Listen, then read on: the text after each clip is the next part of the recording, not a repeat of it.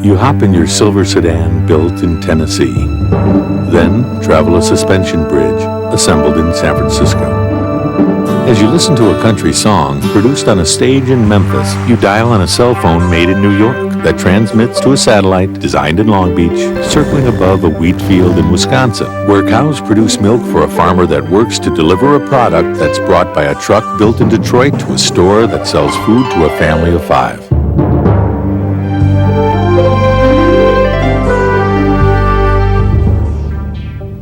Hi, I'm Bob Connolly. Welcome to Introduction to Microeconomics, Analytical Building Blocks for Business. Today, we're discussing market supply.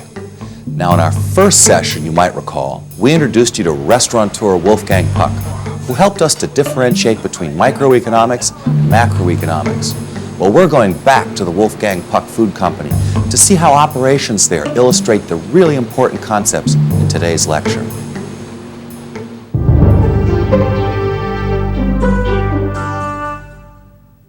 Last time, we focused on the demand side of the market.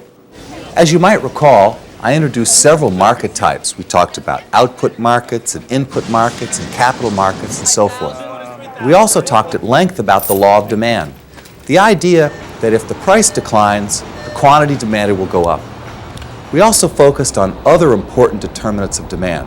Specifically, we thought about income, the prices of substitutes and complements. We also talked about other things like tastes and preferences and expected prices and a number of other issues.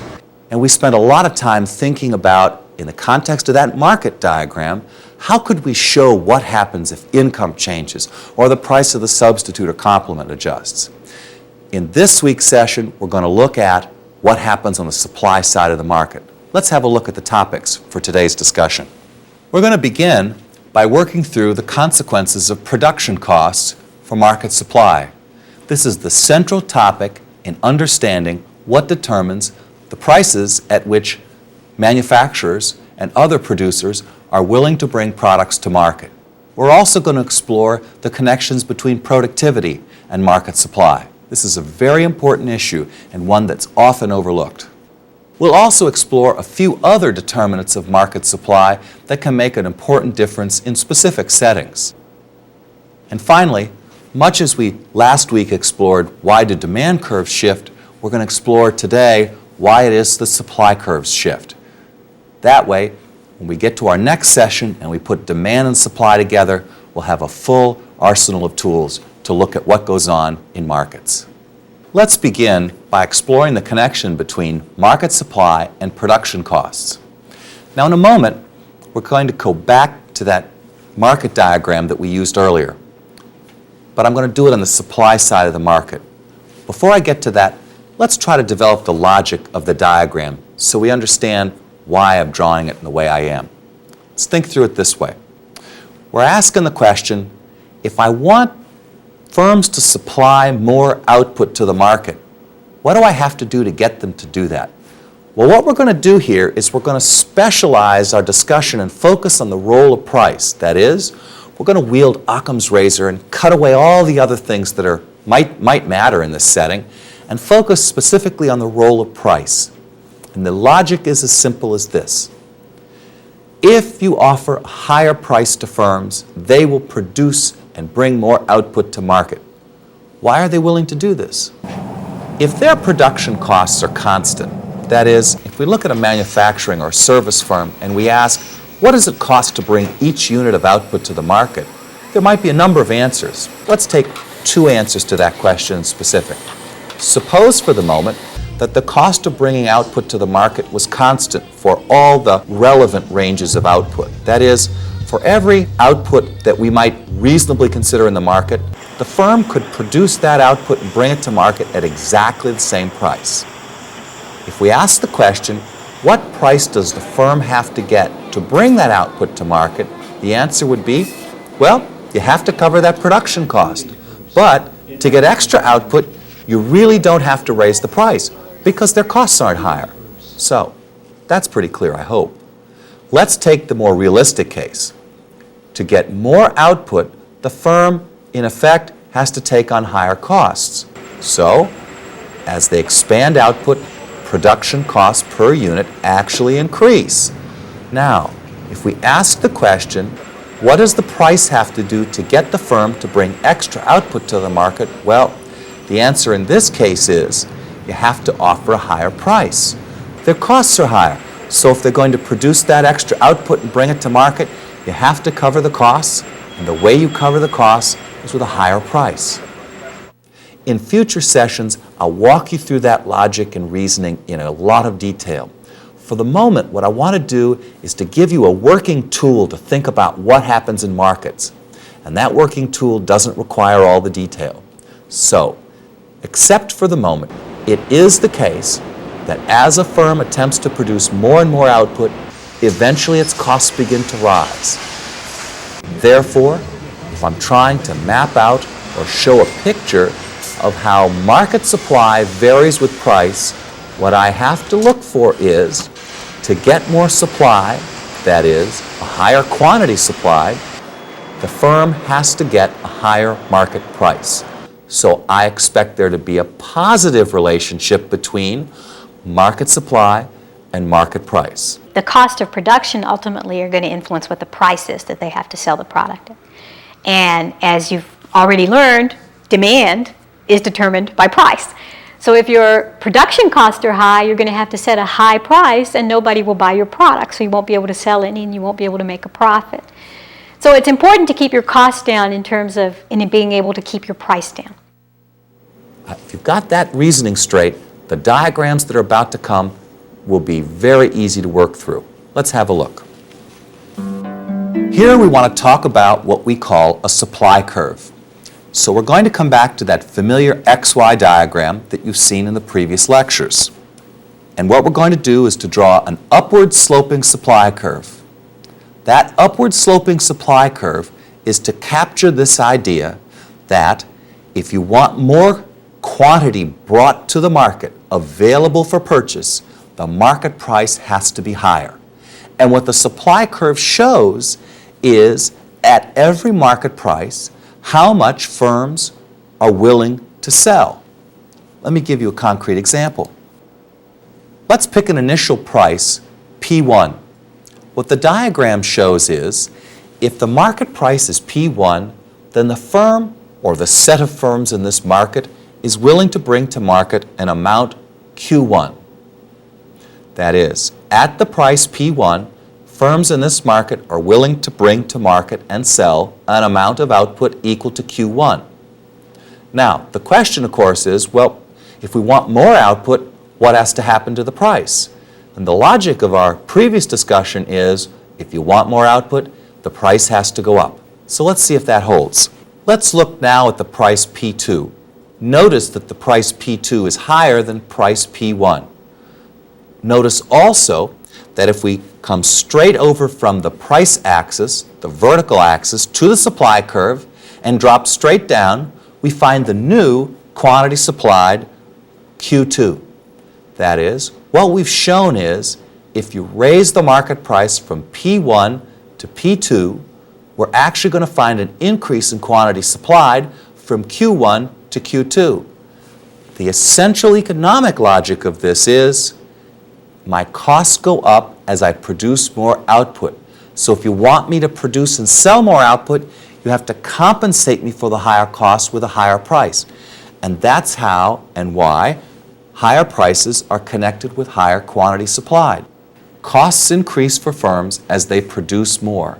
So if you want them to bring more supply to market, the market price has to go up. As the price goes up, the quantity supplied increases, ceteris paribus. Now remember that expression from the first session we had. Ceteris paribus, remind you now, means everything else held equal. So to make progress, we've got to figure out, so what did we hold equal? Because those are the items that we're going to have to look at to understand other determinants of supply. So let's do that next. One of the things that we assume doesn't change is production costs. Now you might be trying to figure out at the moment, what does he mean by costs? You probably have your own ideas about cost. Let me tell you what economists think about when we address the issue of production costs. Here I have in mind the full cost of bringing to market one more unit. That is, I'm thinking about the cost of the materials, the cost of labor, the cost of the capital equipment, and I'm also thinking about the cost that we have to pay for the financial capital, be it debt provided by bondholders or equity capital provided by the owners of the firm. So, my measure of cost that I'm interested in incorporates all the elements: labor, materials, and capital. Let's focus on one specific example. Let's look at copper wire. Now, as you know, copper wire is used in many different applications, but let's focus not on the applications, but the production of copper wire. The cost of producing copper wire depends on the cost of acquiring the copper. It also depends on the wage rates that are paid to workers in the copper wire business. And there might be some other things, but let's just focus on the price of copper. What happens if the price of copper itself goes up? As you well know, commodity prices, commodities here I'm thinking about things like copper or iron or coal or corn, commodity prices aren't constant. They do change from time to time. What happens to supply then as the production cost associated with acquiring copper changes? Let's have a look. Here's our standard supply curve. In this case, we're thinking about the supply of copper wire. Now, when the cost of acquiring the copper goes up, at every price, my costs are higher than before, so I'm not willing to supply as much. Or, if you think about it from the other perspective, at every quantity, I have to have a higher price than before to produce the same amount. In a diagram, this means that we should see the supply curve shift to the left.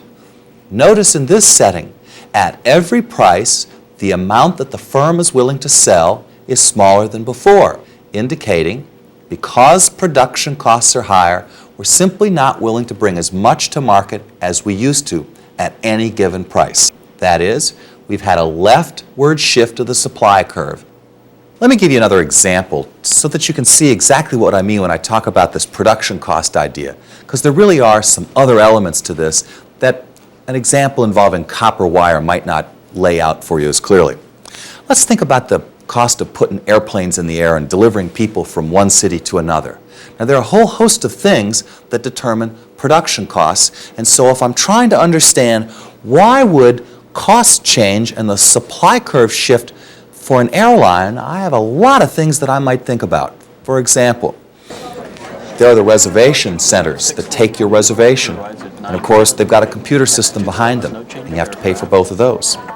And of course, you have to pay for the airplane, and airports charge landing fees to land an airplane and taxi it up to the gate. And of course, there's that staff on the ground, not just the people who meet you, but there's some baggage handlers underneath who bring your bags in and put them on the conveyor and bring them out up to the front. And of course, there's the counter help upstairs if you miss a flight and they have to reroute you. And of course, behind the scenes, you know there's a whole bunch of other people who make it possible to put that flight in the air. Gee, there's the finance staff who make sure that the airplane company doesn't run out of money. There are the marketing people who dream up new marketing campaigns. The general managers, there's probably somebody in the human relations group who has to hire everybody. There's a whole set of potential costs. And we haven't even talked about the fuel or the cost of providing those wonderful meals that we all get on airplanes. So what I wanted to indicate to you is there's a very large number of cost items that affect what it takes to fill an airplane and put it in the air and bring it down safely. It's important for a business person, if they're going to understand how their market works and understand what their demand is going to look like and what their ability to supply is going to look like. They have to understand that the cost of their inputs is going to depend on how available those inputs are, and the availability of those inputs might be a function of all sorts of things that are going on in the world. It may be a function of things like weather, like if there's a storm in Florida. It might be a function of whether there's a strike somewhere or political instability somewhere. issue is there are many determinants of cost. There are a whole host of prices out there for fuel, for flight attendants, for pilots, for baggage handlers, and so forth. All of these affect the cost of bringing one airplane up into the air and back down safely. So, even though when we think about copper wire, it's just the cost of buying the copper that we mold into wire, in real firms, there's a lot more complexity. Any of the changes in these other prices for fuel, food, baggage handlers, and so forth, any of them can affect the cost.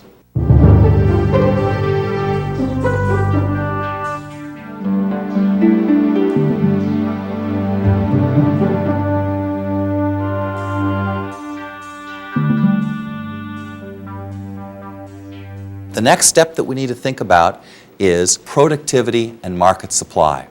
Here's the issue. If I asked you to think about productivity and tell me a definition about productivity, you might think of something of the following sort.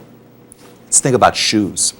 You might say, if there was a change in productivity, it would mean that in some period of time, say an hour or a workday, someone who makes shoes who was more productive would actually produce more shoes. And frankly, that's a great way to think about productivity.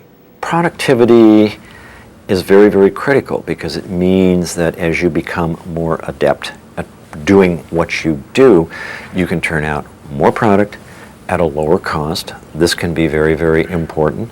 Sometimes productivity means you improve the quality of your product. Let's go back to the airline example and see if we can't push that along a little further.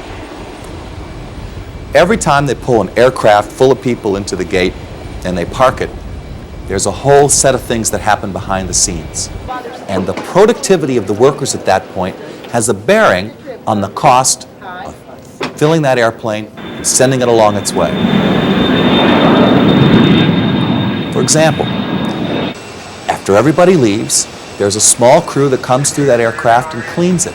Well, if it takes 2 people to clean the aircraft and another 2 to fill the galley with more beverages and food for the next flight, then there's a certain cost to turning that aircraft around and sending it on its way. But if people aren't as productive, then it could simply take 4, maybe 6 people to clean the aircraft in a fixed period of time and another several to take care of the galley needs. Clearly, to the extent that workers are more productive, it will take fewer people to clean and service the aircraft and send it along its way. That means that the cost of providing that ticket has to be lower as workers are more productive. This is the reason why we think about productivity and why it's so important in understanding production costs and the terms of market supply. In future sessions, we're going to go into this in great detail. For now, what I'd like you to do is to have a look at this story involving Wolfgang Puck.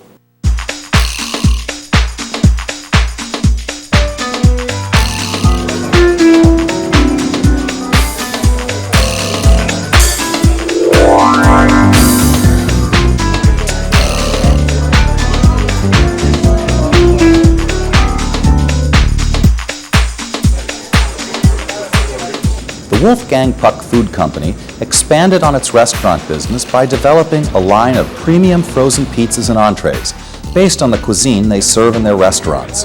Frank Gadara, CEO and president of the company, believes this expansion into packaged goods is only natural. And now we're taking great food with great taste and put it in a great package at the right price and then support it intelligently. We see this as the jewel in our crown. As great a restaurant company as we are, I think packaged foods is going to be equally important to our overall success. The idea for a packaged food division emerged when Wolfgang Puck noticed an interesting trend among his restaurant customers. People come on Friday night and said, I want to take 10 pizzas to go. Then I said, what are they going to do with 10 pizzas when they're going to eat it? People said, I'm going to my beach house, I put them in the freezer, and whenever I'm hungry, I put one in the oven. So that's how I really got the idea why we don't put it in the freezer ourselves and they can buy it wherever they want to. So now we have them in quite a few stores around the country. So, in 1987, the Wolfgang Puck Food Company entered into the frozen packaged foods market. Business was being driven by restaurateurs who didn't have a real feel for what that packaged foods consumer was looking for. One of our trademark lines is Live, Love, Eat. And So, to compete effectively in this new market, the company hired packaged food veteran Tom Warner. One of his primary responsibilities was meeting the high quality expectations of a Wolfgang Puck customer while keeping costs down.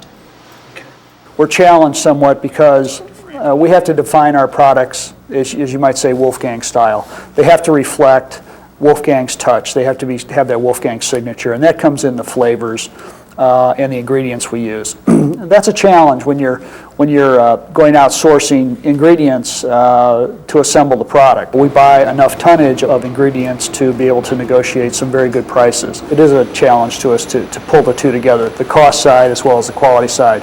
But we've been very successful at doing that. Another way the company keeps costs down is by increasing employee productivity in innovative ways. Various incentives and employee input in product development help with morale and job satisfaction and create a positive work environment. We have a lot of people, my staff, they have great palates, they know how things should taste. Once a week, what we try to do is pick up our products at the grocery store locally, and we bring them here into the kitchen, and we try them to make sure that something just purchased off the shelf meets our quality expectations. Employees are given a voice in the company's quality control program, giving them a strong sense of ownership and participation in the company's success. We do it at least once a week, every Friday, to keep ourselves up to speed on what's happening.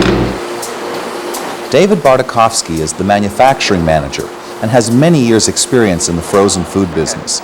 Not only does he run the manufacturing operations, but he has been instrumental in developing new products. In 1997, he helped to create Wolfgang Puck's 12-inch frozen pizza line. Very good. Good job. I did R&D on the product, went out and sourced ingredients, made special sauces, put the product together, developed it, took it over to Wolfgang Puck himself for approval. In fact, I could not stop him from eating the product. He liked it so well. I felt very good about that. I don't think there's a day that I have worked in the food industry that I've not enjoyed it. I think I'm very fortunate to be in an industry that I do enjoy, to do something that I do enjoy. So yeah, I'm very proud of what we do here and what I do. Though the actual pizza makers are contracted out to Wolfgang Puck Food Company, there are still incentives for the workers to increase their output while maintaining high quality. We've instituted a quality program, of which most food companies have, but we have incentives for the plant people. If our consumer complaints go down, we give them things. We'll give them certificates for product. We'll treat them to a meal at a restaurant, one of our restaurants, and we have some bigger incentives too for them. Yeah. Well, it's very unique. The co-packer actually makes more money the more pizzas they put out. So there really isn't any time that I've ever seen a productivity problem. Because employees feel like part of the team, they are willing to work harder and produce more. This is a pretty cohesive group, and we all have an input into what we do. I'm just proud to work for them. It's a company that is built on quality, so I'm always learning. It's a constant evolution of learning and challenges and controlling costs. It is important for company managers to keep production costs to a minimum. One significant way is to increase employee productivity. The key point in this story is that higher productivity leads to lower costs. Let's address this productivity connection to costs. Let's go back to the airline example and draw out what happens in that setting. Here's the way I see it. Let's take an example like Southwest Airlines. Now, Southwest turns out to be a wonderful example of highly productive workers. Why are they so highly productive? Well, there's a number of reasons. There's a very strong connection between the senior managers of the firm and the line workers. In fact, the chairman, Herb Kelleher, is well known for visiting the baggage handlers and the airplane fuelers and the counter staff in the course of the business day. He's very visible. Our planes pull into the jetway, board passengers, and pull out again in 10 minutes or less. The way we look at it, the quicker you're in the air, the quicker you get where you're going. Kelleher here. Even more importantly, though, I think, it's the case that the workers at Southwest have a wonderful benefit package. They're scheduled in a way that makes it possible for them to have good schedules and meet their family obligations. But perhaps the most important of all, the workers at Southwest are strongly connected to the running of the airline. That is, the chairman and the senior staff look to the workers for suggestions on how to do a better job, better service, and lower cost. Greetings, all you beautiful little heartthrobbers and fun thinkers. Welcome aboard Cupid's 230 Love Flight, which will take you straight to the heart of none other than good old Big D, otherwise known as Dallas. Culture is very, very important because it's the hardest thing for somebody else to compete with. At Southwest Airlines, we have fun. You can go out and you can get all the tangible things, the material things, the hardware things, but it's very hard to compete with the spirit of the people of Southwest Airlines. Our flight attendants are, by and large, absolutely delightful. That's not a formula. We don't train them to do that. So in a setting like that, of course, it's not surprising that workers who are asked their opinion are in fact more productive because they're much more strongly connected to the firm's prospects, to how well they're doing. In turn, what's happened at Southwest is they tend to make more money, and we've got very happy workers, and they tend to stay a long time. So, where you pay attention to worker morale and connecting the workers to the firm's prospects in a fundamental way, we tend to see high productivity, and that leads to lower cost. The opposite of that, of course, are airlines where there's turmoil in the labor force. And we've seen some examples of that, where the pilots' union is at loggerheads with the management over a contract, or the baggage handlers are unhappy about how much they're being paid. And in settings like that, of course, it doesn't take a lot to recognize that when employees are unhappy, they're not as productive. And by unproductive, what I mean is maybe a small difference between how many it takes to get the job done, or we don't turn airlines around, that is, the airplanes don't get turned around quite as fast at the gate, or maybe the seats aren't as clean, or you can't find that brand of soda that you'd really like from the beverage cart. In the end, what we see in some firms is the firm's costs are higher. That's why firms with poor employee relations often are firms that don't make as much money and simply aren't as successful. Unhappy workers aren't productive, and productivity is centrally related to costs and therefore to the firm's prospects and how well it does in the marketplace. You listen to your workers and they say, if we do it this way, the product will be better and it may cost a little bit less. And so another key lesson for the business person, listen to the people on the factory floor. Let's look at the Ford Motor Company. In particular, I want to take you back and talk about a historical episode that involves Ford. So we'll go back to the early 1980s. This is not one of those times at the Ford Motor Company when everything was going great. In fact, they were having a very difficult time. What was true is they had a number of production facilities that were very inefficient. Their costs were relatively high, and they were facing a lot of competitive pressure both from domestic and foreign automobile makers.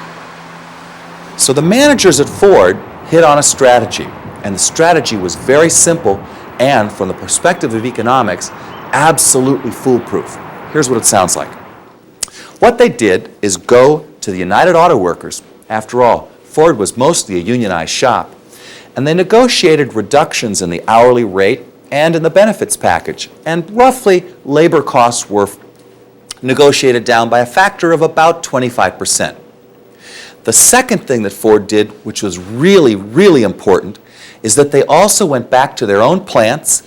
They closed some inefficient plants that were just old, and they had old equipment, and were just basically not very productive. They concentrated production in their newer plants and made significant investments in new technology and new production methods. What this meant was, both from the perspective of their labor costs and from the perspective of productivity, they were better off. If you give workers better tools, they're more productive. And if they're more productive, that translates into lower cost. So not only were they paying their workers a smaller salary, in addition, they gave better tools to the workers so the workers produced more output. As a consequence of this, output went up, Ford produced a whole bunch of great new cars, and they sold them and made a lot of money. It turned out to be an extremely profitable move for Ford. And then, recognizing the important contribution that its workers had made, turned around and gave back a huge hunk of the profits. That is, they literally gave back the wages and bonuses to boot. And so, by the end of the decade, Ford was in the enviable position of having a larger market share than before, a bunch of great new cars that sold very well, and they had their labor costs under control and a relatively happy workforce. By contrast, at GM, where they hadn't this clear strategy of improvement, there was a lot of chaos. In fact, GM had labor trouble for a long time.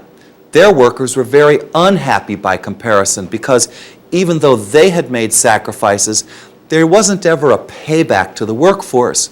And so the workers felt as though they'd made a sacrifice, but frankly, it hadn't ever paid off for them. For GM shareholders, it had paid off to some degree, but the workforce felt that they really hadn't shared in the improvements at the firm. Now that's an important story. Managers that are thinking about the firm's prospects in the long run recognize that it's important that the workers feel a part of the firm's progress. So, the story I'd like to leave you with, or the moral of the story, if you will, is it's very important in understanding market supply to recognize that it's not just how much you pay your workers that determines cost and therefore the market supply conditions. It's also very important to recognize that productivity matters. That's as if your workers all agreed to work for a lower salary, even if you pay them the same amount. And that's why managers of firms have come to realize that productivity is perhaps the single most important source of cost improvements and therefore profitability.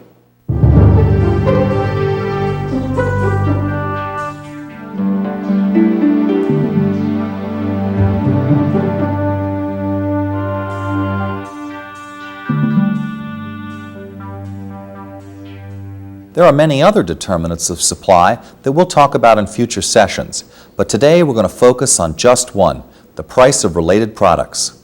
Let me give you an idea what I've got in mind here. Again, we're going to go to the airline business, and I want to use an example there because I think it'll lay open the logic for you very clearly. Let's imagine for the moment we think about two routes, say Los Angeles to Hong Kong and Los Angeles to, say, St. Paul, Minnesota. We could put a big 747-400 aircraft on either route, but where would I choose to put that aircraft? Well, I think I would put the aircraft with the most seats on the route that has the biggest demand and the highest price. So let's imagine for the moment that the Los Angeles to Hong Kong route has a lot of demand and a very high price. So we send our 747-400s to Los Angeles, we fill them full of people, and we fly them back and forth to Hong Kong regularly. So the question is, what does that have to do with the market supply in the Los Angeles to St. Paul route? Everything. If my big aircraft are on the Los Angeles-Hong Kong route, they can't be flying to St. Paul. So I have to put the smaller aircraft on that route. That means the market supply is somewhat limited, Los Angeles to St. Paul, because the high price of tickets on Los Angeles to Hong Kong is where I put my big aircraft. That is, if the firm buys more aircraft, more big aircraft, then they can change the supply. But remember what we're thinking about here. We're thinking about given some fixed things like a fixed amount of capital. Then in a setting like that, if I send my big aircraft in the Los Angeles to Hong Kong route, they're not available elsewhere, and that limits the supply on one of the routes. This is the way in which the prices of related products can affect market supply. Well, there may be many factors that could result in a change in supply. A new technology that makes it easier or less expensive to produce a product or to provide a service. Investment that makes it easier to build production facilities. Now, it's time to take the economic intuition, the determinants of market supply, and to translate it into some diagrammatic analysis. In specific, what we want to do now is focus on why market supply changes. So let's think now about what happens if the cost of production goes up, say because labor's more expensive or alternatively materials are more expensive. The equivalent case is to think about a situation in which labor productivity is falling. All of them will look the same. That's why we only need one diagram really to work out all of these stories at the same time. At the old productivity with the old costs, that price P1 is sufficient. What happens if the wage rate goes up, productivity goes down, or raw materials are more expensive? Clearly costs have to be higher now. So I think of this new point, the white dot that's above the supply curve. Now you may wonder, what does this indicate? What this indicates is I actually need the price P2 to cover the costs associated with producing an output level Q1. What's happened here is, because it's more expensive to produce that output level Q1, I actually need a higher price to cover my production costs. Let me show you one more example. Let's pick a new output level, indicated on the diagram by Q3. So, at the old cost of production, old productivity, and old raw material costs, what price do I have to get to bring that amount of output to the market? The answer is, if you get the price P3, then you'll produce an amount indicated by Q3. Imagine that labor productivity falls, raw materials are more expensive, or labor is simply more expensive than before. What happens? Let's look at that new white dot. It indicates that to produce the same output level as before, I'm not on the old supply curve. In fact, the cost of production is higher, so that I need a price P4, which is higher, of course, than P3, to cover the cost of producing Q3 with more expensive labor or more expensive raw materials or lower productivity.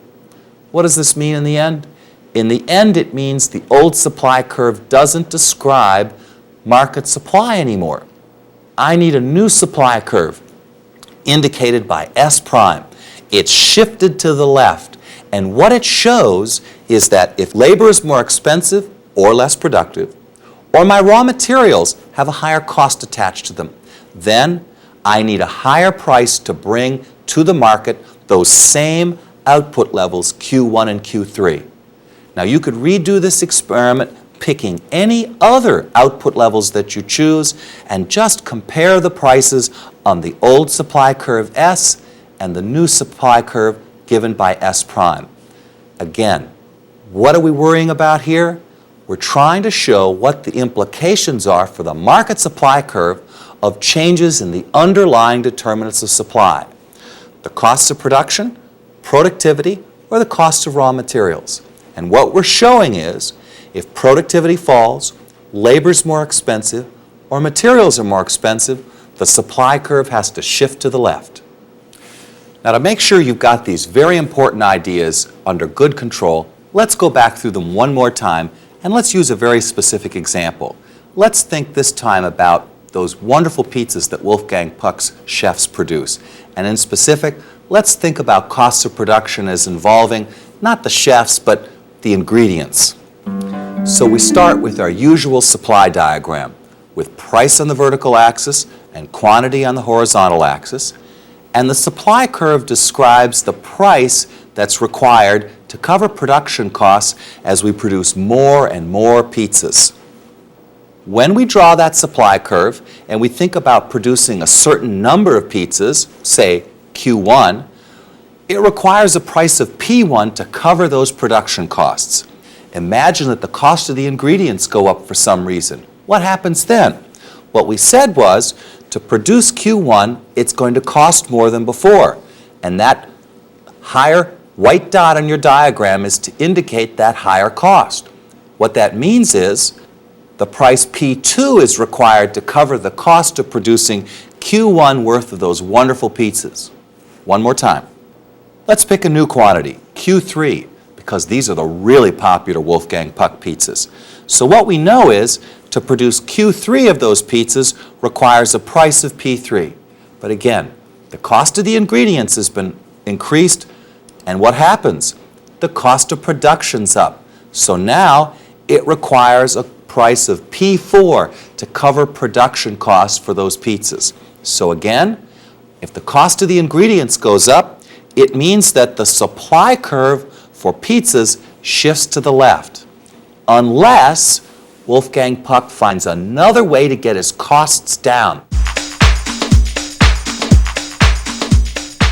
The Wolfgang Puck Food Company produces over 5 million frozen pizzas a year, which are distributed throughout the United States. Originally, the company started with 4 variations of the 8-inch pizza made famous at the Wolfgang Puck restaurants.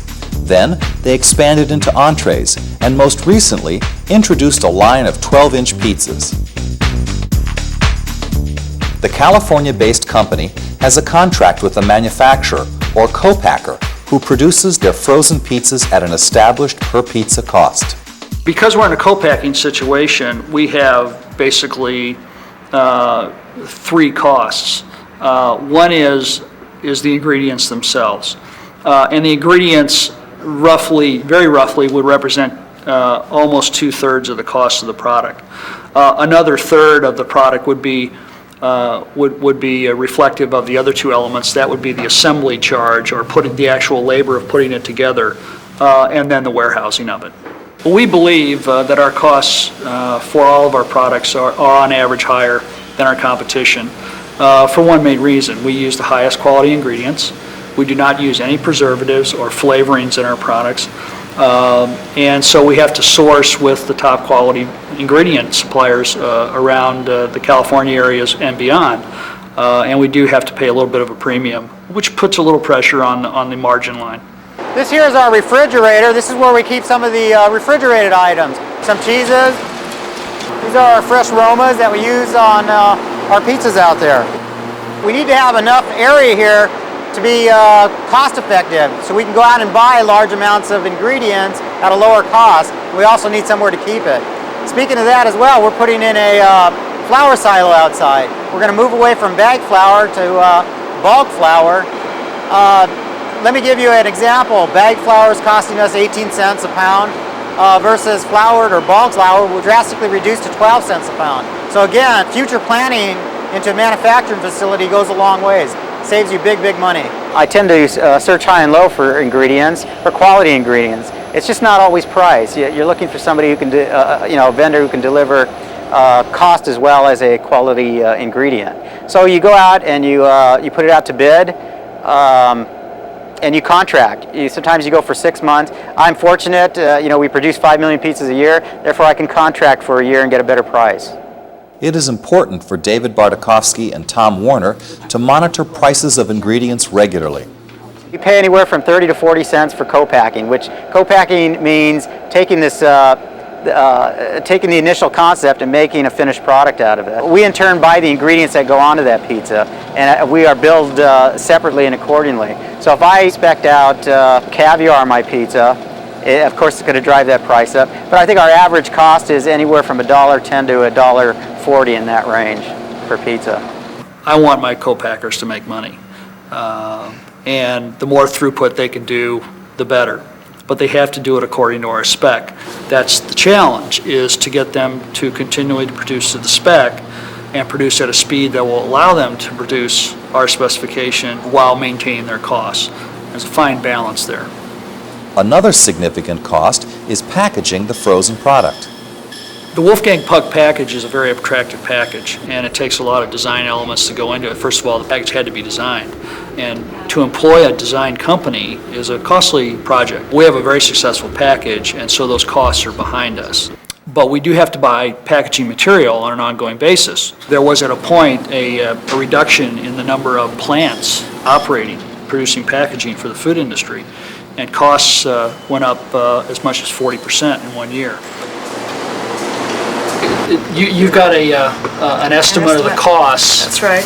To change the packages that need changing.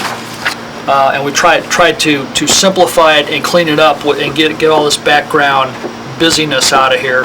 The range of this project is between what? It's between 200 and 250,000. Cleaning up would probably come at about 211,000. And then doing all the research for a potential redesign. If we went with the full redesign project, we'd probably look at between 250 and 270,000. The last major expense is warehousing the finished product. We're now entering our frozen storage area of our facility here.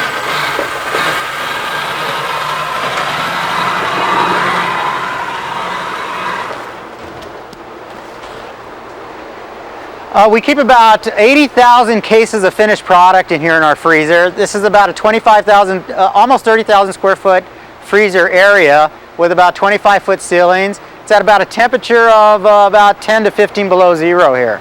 Very, very cold. We keep our product from up north, our entrees, our lasagnas from up north. We also keep our frozen materials here. We keep IQF vegetables in here, some of our meat items in here as well. We are in a position where we can develop one of the strongest brand names to come along in a long time. What we have here now is our finished product. This is our 4-cheese pizza here that you just saw the process of. We're well ahead of the game because we're no longer a new product, if you will. Wolfgang Puck himself has developed his brand name, if you will, over the years through his fine dining restaurants. The Wolfgang Puck Food Company has taken that recognition and pushed it further into the marketplace. It's ready for the consumer. This is one of our best sellers right here, Wolfgang Puck. We're very proud of this product. What we've seen in this story is that cost control is achieved by reacting vigorously to input cost changes and by contracting some production to lower cost partners. Now I have to confess, I've been a little sneaky here. We've been talking about market supply, and I haven't told you anything about how many firms are in the market. And there's a reason for that. What I've been assuming all along is that the number of firms that have production facilities that are bringing output to market is fixed. So now, what we're going to do is we're going to relax that assumption that I made. That was part of my ceteris paribus clause. And what I'm going to do is I'm going to consider the phenomena called entry. Now let me tell you what I've got in mind here. Let's think about an example, say home PCs. Now, in my working lifetime, we've gone from a position where there were 1 or 2 makers of PCs that you could use in the house to a situation where there's probably dozens of firms that make home PCs. You may have seen this phenomenon yourself. What's happened here? What's happened is firms have found it very attractive to enter the industry. It's been profitable, there's a big demand, and people have learned how to make these PCs and to do them at a very good price. So, what that's meant in the home PC market is the number of firms supplying output has gone up, and that's had a phenomenal impact on market supply. Now, there are many other examples that we might think about where entry takes place, where the number of firms producing actually is higher than before. We could also imagine a case involving exit, where firms really found it was not in their interest to continue to operate in the business, and so they closed up shop or they sold off their operations and they simply weren't going to make that output anymore. In both cases, it's important to account for entry and exit because it really does affect market supply. Actually, you already know how to do the analysis. I'm not going to put up a diagram. You can do this one on the page right in front of you. All you need is a little spot to draw a market supply curve. Draw a price over to the supply curve. Drop it straight down. You've got an initial price and quantity. Okay, the strategy for working out the rest of it is pretty simple. Pick some price, maybe a third of the way up that the price axis. Pick that spot, come straight out to the supply curve, stop there, and drop straight down to quantity. Now, you could mark that P1, Q1 like we did in the earlier diagrams, or you can mark it some other way, but just pick an initial price and quantity. Now, what that says is, at that market price, It says, here's the quantity that the existing firms could produce. But suppose a whole bunch of new firms jumped into the business. And so if we ask the question, at that price, how much output could firms produce? Well, gosh, suppose there's more firms, so there's more output. The way to see it is, go out to the right of the supply curve, draw a new one, mark it S prime. What are we seeing now? At the old price, come straight out, keep going past the old supply curve, and go out to the new one. Drop it down to the quantity axis, and what do you see? A new output level. Did the cost of production change? No, sir. Did the cost of materials change? No, ma'am. Was anybody more or less productive? Didn't tell you a story about that. All I told you was that there was entry in the market. So now you can see if entry takes place, the supply curve shifts out. Let's do the exit case. This time, we'll do it together. XY diagram, put price on the vertical axis, quantity on the horizontal axis. Now, draw a demand curve labeled D. Draw an initial supply curve. Now let's go try the exit case. What happens? Pick a price out to the supply curve, straight down to the quantity axis. So far, so good. Now ask the question, suppose half the firms left the industry. At that old price, how much output would be available for sale? You know the answer, not as much. So, move the supply curve to the left. Draw it up, mark it S prime, so you can tell the difference. Now the question you want to ask is, at the old price, what we know is we should expect to see a smaller amount of output being produced. And so if you come out on your old price line to the new supply curve and drop straight down, what you ought to see is that the new quantity supplied is smaller than the old quantity supplied.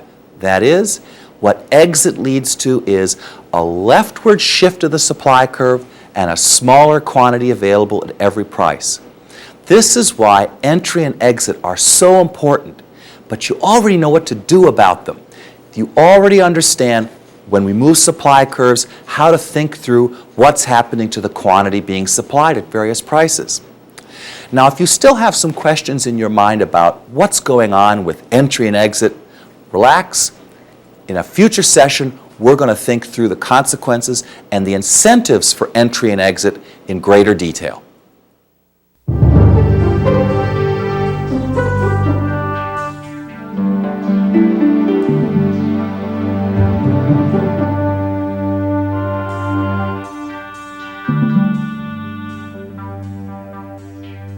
We've talked about a lot of important material today, and before we close our session, I'd like to go through a short summary so that you're certain you understand all the really important issues that we talked about. First up, we inquired about the connection between production costs and market supply.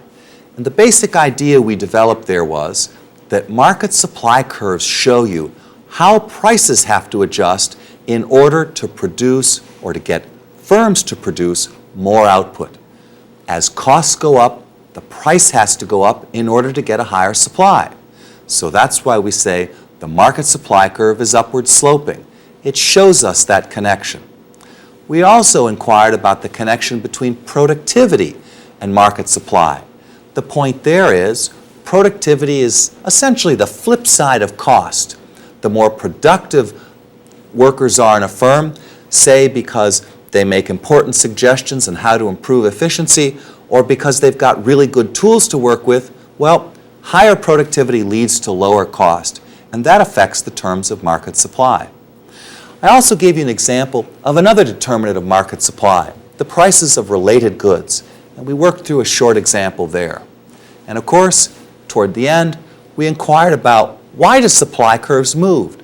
And so we thought through what happens if the cost of labor changes, or productivity changes in some profound way, or in the case of the Wolfgang Puck pizzas, what happens if the cost of materials, like ingredients, change? The reason we want to focus on movements in supply curves is when we get to our next session, we're going to need this material. So speaking of the next session, we're going to go back to Hollytron electronics.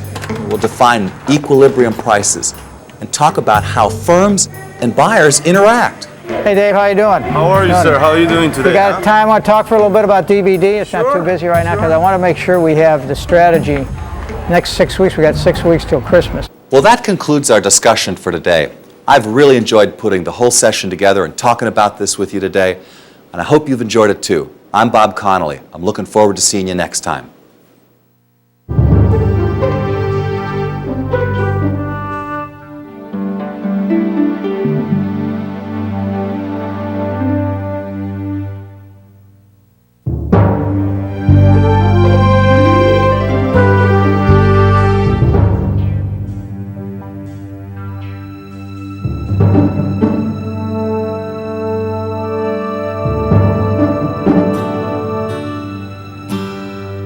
Thank you.